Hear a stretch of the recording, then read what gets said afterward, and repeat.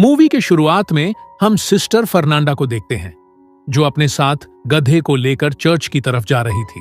फिर चर्च में पहुंचने पर उसकी मुलाकात सिस्टर जिनेव्रा से होती है। तब गिनेव्रा उससे पूछती है कि कल रात को तुम कहां थी, जिस पर फर्नांडा कहती है कि वो इस गधे को पकड़ने गई थी जो कि चर्च से भाग गया था। तब जिनेव्रा कहती है कि ये गधा हर रोज भाग कैसे जाता है, और ये दोनों बातचीत कर ही रहे थे कि तभी वहां पास से गुजर रहा माली उनको गुड मॉर्निंग कहता है, लेकिन बदले में उसे उन सिस्टर्स से गाली सुननी पड़ती है। उसके बाद फर्नांडा चर्च की मदर मरिया से गधे के बारे में कंप्लेन करती हैं और कहती हैं कि गधे को संभालने की जिम्मेदारी मुझे दे दीजिए। फिर दूसरी तरफ हम सिस्टर एलेसांड्रा को देखते हैं, जो कि अपने कमरे में बैठी हुई थी और वो इस चर्च वाली जिंदगी से तंग आ चुकी थी और वो बाहर जाकर अपनी जिंदगी जीना चाहती थी। फिर अगली सुबह उसके पापा उससे मिलने आते हैं और वो एलेसांड्रा से कहती है कि तुम्हारे लिए लड़का नहीं मिल रहा है क्योंकि लड़के वाले बहुत ज्यादा दहेज मांग रहे हैं। जिस पर एलेसांड्रा कहती है कि आप अगर चर्च में डोनेशन देना कम कर दे तो दहेज के लिए पैसों का जुगाड़ हो जाएगा, जिस पर उसके पिता साफ मना कर देते हैं। फिर अगले दिन तीनों सिस्टर्स बुने हुए कपड़ों को लेकर जा रही होती है कि तभी वो थारकी माली अपने गंदे नजरों से उन तीनों को देखने लगता है। तब तीनों सिस्टर उसे देख लेती हैं और वो तीनों मिलकर उसको गंदी गंदी गालियां देने लगती हैं और उसको काफी ज्यादा पीटने लगती है। फिर दूसरी तरफ फादर टोमासो सिस्टर्स के बुने हुए कपड़े लेकर बेचने के लिए शहर की तरफ निकल पड़ते हैं, जहां रास्ते में उसकी मुलाकात उसी थरकी माली से होती है, जो कहता है कि अब वो उस चर्च में काम नहीं करेगा क्योंकि उन तीनों सिस्टर्स ने उसको काफी ज्यादा पीटा था। तब फादर टोमासो उसे रोकने की काफी कोशिश करते हैं, लेकिन वो नहीं रुकता और वहां से चला जाता है। उसके बाद हम लॉर्ड ब्रूनो नाम के एक राजा को देखते हैं, जो अपनी रानी फ्रांचेस्का के साथ खाना खा रहा था और साथ ही वो रानी को अपने फाइनेंसेस और युद्ध के बारे में बता रहा था।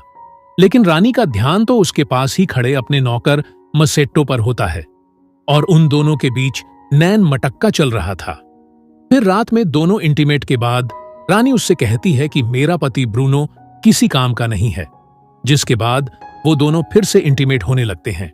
इसी दौरान अचानक लॉर्ड ब्रूनो कमरे के अंदर आ जाता है और इससे पहले कि वो देख पाता कि उसके पत्नी के साथ कौन रंगरेलियां मना रहा है, मसेट्टो खिड़की से कूदकर वहां से भाग जाता है और लॉर्ड ब्रूनो मसेट्टो का पीछा करते हुए नौकरों के रूम में आ जाता है, जहां मसेट्टो सोने का नाटक कर रहा था। तभी लॉर्ड ब्रूनो सभी नौकरों के छाती पर हाथ रखता है, जिससे उसको पता चल जाता है कि कौन अभी दौड़कर आया है। लेकिन काफी अंधेरा होने के कारण लॉर्ड ब्रूनो उसको पहचान नहीं पाता। तब ब्रूनो उसका चोटी काट लेता है और कहता है कि सुबह होते ही तुम्हारे बोटियां काटकर कुत्तों को खिला दूंगा। अब लॉर्ड ब्रूनो के जाते ही मसेट्टो उठता है और अपने सारे साथियों की चोटी काट देता है। फिर अगली सुबह जब ब्रूनो उस गद्दार नौकर को सजा देने के लिए आता है, तब उसको पता चलता है कि उसका चूटिया कट गया है। फिर थोड़ी देर बाद रानी फिर से अपनी हवस बुझाने के लिए मसेट्टो के पास जाती है, जो कि गार्डन में अपना काम कर रहा था, और वो जबरदस्ती उसके साथ चूमा चाटी करने लगती है। तब ये रोमांटिक नजारा छत पर खड़ा ब्रूनो देख लेता है और वो अपने सैनिकों से कहता है कि उसका गोटियां काटकर मेरे पास ले आओ। फिर मसेट्टो अपनी जान बचाकर जंगल की तरफ भाग जाता है और जंगल में मसेट्टो को फादर टोमासो मिलता है, जो कि नशे में धूत होता है और उसकी गाड़ी नदी में पलट चुकी थी। तब मसेट्टो फादर टोमासो की मदद करता है, जिससे खुश होकर फादर टोमासो उसे अपने साथ चर्च में ले जाता है। तब रास्ते में वो उसे समझाता है कि तुम गूंगे और बहरे होने का नाटक करना, नहीं तो वहां की सिस्टर्स तुम्हें बहुत परेशान करेंगी। फिर अगली सुबह वो दोनों चर्च पहुंचते हैं, जहां फादर टोमासो मसेट्टो की मुलाकात मरिया से कराता है और वो मसेट्टो को यहां पर माली की नौकरी दे देती है। फिर अगले दिन मसेट्टो अपना काम कर रहा था कि तभी वहां पर सिस्टर फर्नांडा आ जाती है और मसेट्टो के ऊपर हथियार टांगकर उससे पूछताछ करने लगती है। तभी वहां पर मदर मरिया आ जाती है और उसे बताती है कि ये नया माली मसेट्टो है और गूंगा बहरा है। फिर रात को फर्नांडा की दोस्त उससे मिलने आती है और दोनों एलेसांड्रा के कमरे में जाकर शराब पीने लगते हैं। फिर कुछ ही देर बाद जिनेव्रा भी उन्हें ज्वाइन करती है और वो चारों शराब पीते हुए आपस में एडल्ट बातें करने लगती है, जहां मार्टा इंटीमेट के चरम सुख के बारे में उनको अपना ज्ञान देती है।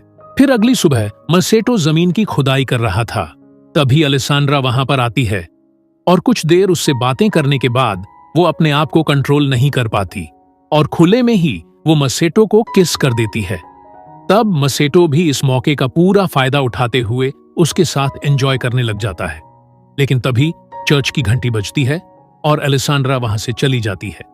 फिर दूसरी तरफ जिनेव्रा देखती है कि फर्नांडा और उसकी दोस्त मार्टा जंगल की तरफ जा रहे हैं। तब वो उन दोनों का पीछा करती है और देखती है कि वो दोनों बेलाडोना सिरप बना रही है। दरअसल बेलाडोना एक पत्ता है और इन दोनों का मानना था कि इस पत्ते को सेवन करने से मर्दों को अट्रैक्ट किया जा सकता है। अब मार्टा फर्नांडा के आंख पर बेलाडोना सिरप के 2 बूंदे डाल देती है और ये सब होता हुआ जिनेव्रा देख रही होती है। उसके बाद वो दोनों मसेट्टो के कमरे में पहुंच जाते हैं और उसको चाकू दिखाकर वो दोनों उसके साथ इंटीमेट होने लगते हैं और अपनी प्यास बुझाने के बाद वो दोनों वहां से चली जाती है। फिर अगली सुबह बिशप बार्टोलोमियो नाम का एक फादर चर्च के इन्वेस्टिगेशन के लिए वहां पर आते हैं और दूसरी तरफ मसेट्टो खिड़की से अलेसांड्रा के कमरे में आ जाता है और उसके साथ रोमांस करने लग जाता है। इसी दौरान कमरे में एक बूढ़ी औरत आ जाती है और उस नन को देखते ही मसेट्टो के मुंह से ओ शिट निकल जाता है, जिसकी वजह से अलेसांड्रा काफी हैरान हो जाती है और जल्दी से अपने कपड़े पहनकर उस नियोन की मदद करने लग जाती है। इसी दौरान वहां पर मरेया और बिशप भी आ जाते हैं। तब मसेट्टो पलंग के नीचे छुप जाता है और सभी के चले जाने के बाद मसेट्टो वहां से निकल जाता है। फिर दूसरी तरफ जिनेव्रा भी बेलाडोना बनाने लगती है, लेकिन वो अपने आंखों में डालने की बजाय पी लेती है, जिससे उसका दिमाग घूमने लगता है। और उधर अलेसांड्रा मसेट्टो के कमरे में जाती है और उससे पूछती है कि उसने झूठ क्यों बोला कि वो गूंगा बहरा है। इसी दौरान वहां जिनेव्रा आ जाती है, इसीलिए अलेसांड्रा वहां के एक कोने में छुप जाती है और जिनेव्रा अंदर आकर मसेट्टो को चूमने लगती है। पर तभी उसे फर्नांडा के आने की आवाज सुनाई देती है, इसीलिए वो भी एक कोने में जाकर छुपने लगती है, जहां उसकी मुलाकात अलेसांड्रा से होती है और दोनों ही एक दूसरे को देखकर चौंक जाते हैं। फिर कमरे में फर्नांडा आती है और चाकू के नोक पर मसेट्टो को किडनैप करके जंगल में ले जाती है। तब अलेसांड्रा और जिनेव्रा दोनों उसका पीछा करने लगती हैं और जंगल में पहुंचकर वो दोनों देखती है कि काफी सारी नंगी चुड़ैल आग जलाकर उसके चारों तरफ नाच रहे हैं, जिसे देखकर उन दोनों को पता चल जाता है कि फर्नांडा और मार्टा मसेट्टो की बलि चढ़ाने वाले हैं और मार्टा मसेट्टो को मारने ही वाली होती है कि तभी वहां पर जिनेव्रा पहुंच जाती है और उन चुड़ैलों को मारने लगती है।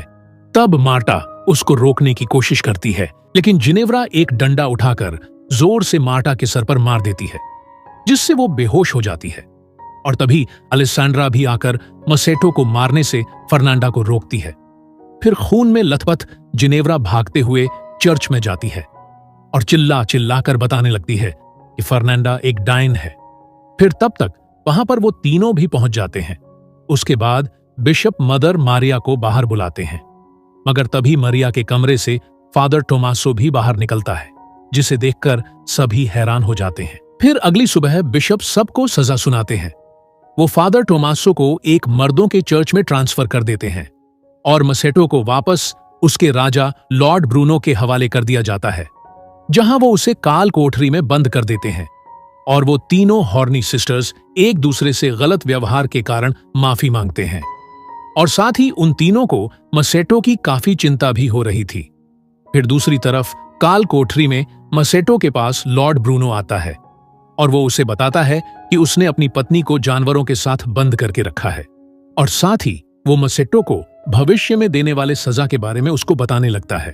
फिर कुछ देर बाद उस काल कोठरी में एक कछुआ आता है, जिसके पीठ पर मोमबत्ती जली हुई होती है और उस कछुए को दरअसल उन तीनों सिस्टर्स ने वहां भेजा था ताकि सैनिकों का ध्यान बटा सके। फिर जैसे ही सैनिक उस कछुए के पीछे जाते हैं, तभी सिस्टर्स वहां आकर मसेट्टो को नन वाली कपड़े पहनाकर वहां से भगा ले जाते हैं और उसकी जगह वहां पर एक पुतला रख देते हैं, जिसकी वजह से सैनिकों को लगता है कि ये मसेट्टो ही है। और वो चारों आजाद पंछी की तरह जंगल में भाग जाते हैं। और इसी के साथ ये मूवी यहीं पर खत्म हो जाती है।